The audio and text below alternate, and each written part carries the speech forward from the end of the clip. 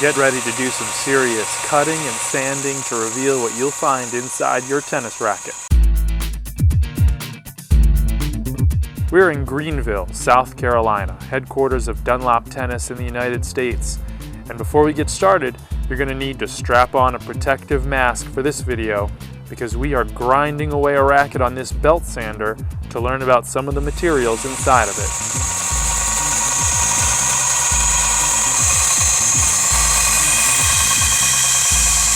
So we took the bumper off and we pulled out our trusty belt sander and we ground right through the paint, the cosmetic around the outside of the racket, and into the graphite. And if you look very closely here, it gives you a really good indication of just how many different layers of graphite there are that go into making a tennis racket.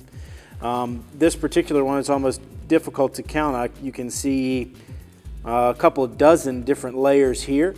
And a lot of people don't realize that a tennis racket is not made of, molten graphite that goes into a mold. It's made initially of very fine, thin sheets of graphite, almost paper, that are cut and woven and put together to create this mold. And so as you go from part to part around the racket, you can see here, that in different positions on the frame, the graphite is actually what we call laid up or placed differently to produce different results from one racket type to the next.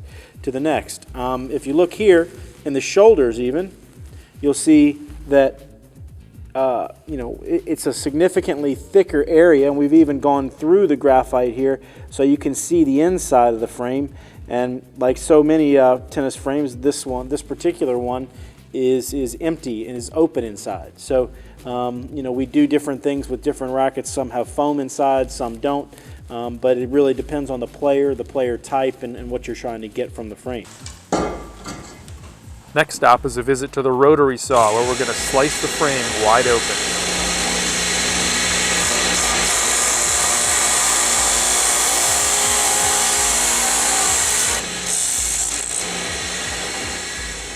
So we've cut the racket, and what I want to do is open it up a little bit so you can see what's inside the racket, as well as see a real clear cross section as well. You can see the tube, and the graphite layers are a little bit more difficult to see from a straight on angle as opposed to a little bit more of a broader cross section, but we've cut right through the bumper guard there. You can even see one of the grommets we cut through going into the hole, and then you can see the walls of the frame all the way around. This is a relatively normal wall thickness. Obviously thicker walls, you can make rackets stiffer, thinner walls, you can make them more flexible. There are many other ways to do both of those as well, but this offers you a real clear picture of what the frame looks like from the inside.